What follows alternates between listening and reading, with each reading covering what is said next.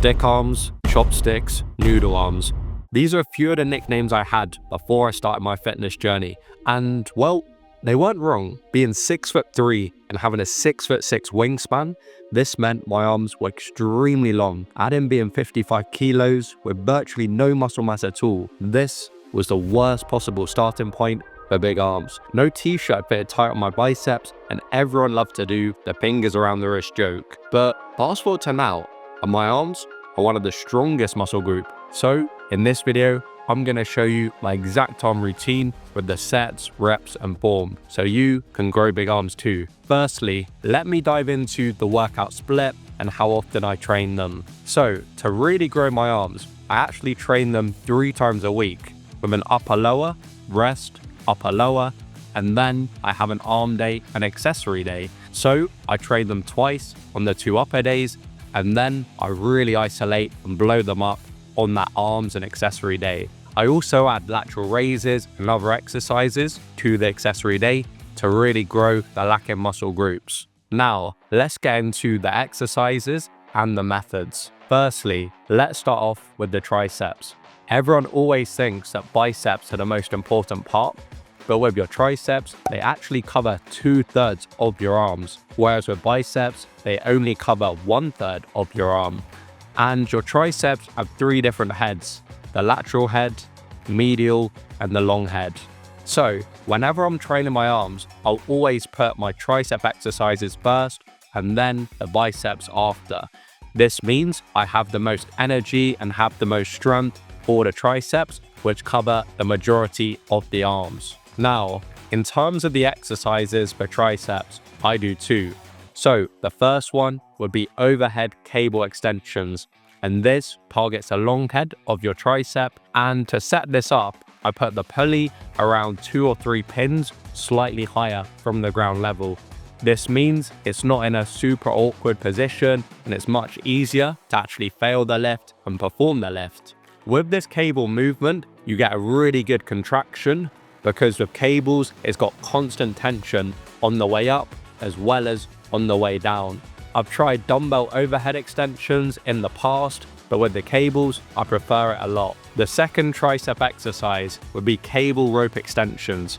Now these target the lateral head and a little bit of the medial head. And with cable rope extensions, I've done these for years, and they're an amazing exercise. However, a lot of people still make mistakes on this exercise. They end up hunching over with their shoulders, or just like swinging the weight and ego lifting. So just make sure the movement is controlled, and you don't need to overreach or overbend in order to extend fully. And to make this exercise even better, you could use 2 different ropes.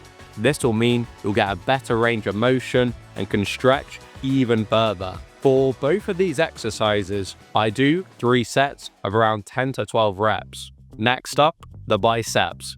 Now, with your biceps, they have 2 different heads, the long head and the short head. For the first exercise, this is going to be hammer curls. Now, these are an amazing 2-for-1 because it targets your long head of your bicep, however, also the brachialis. And the brachialis is basically your forearms.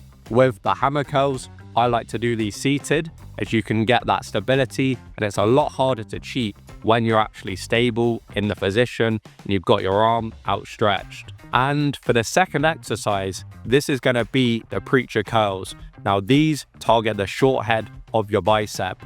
And with the preacher curls, you get a really good squeeze and a crazy pump. However, you need to be careful with the eccentric and make sure you're controlling the movement, because otherwise, if you're lifting too heavy, it can lead to some injuries. So really focus on the squeeze and controlling the movement and being aware of the weight. For the biceps, I do 3 sets of 10 to 12 reps again. However, I like to alternate it. So I do 1 set of biceps, then another set of triceps, and keep bouncing between the 2. This means that when I'm training my biceps, the triceps are resting, and vice versa. So this allows me to rest and recover and save time all at once. Now, coming on to the final part, the forearms.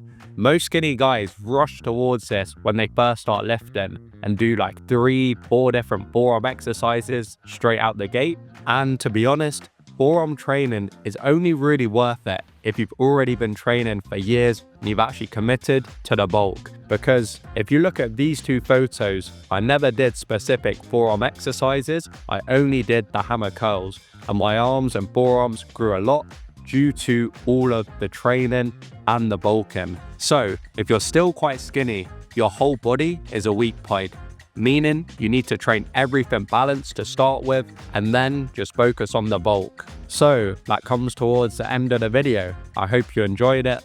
And if you needed a bit more structure and personalization in terms of the nutrition, training and recovery, you can click on the first link in the description where I've got my one-to-one online coaching. Anyways, drop a like, drop a subscription, and I'll catch you next time.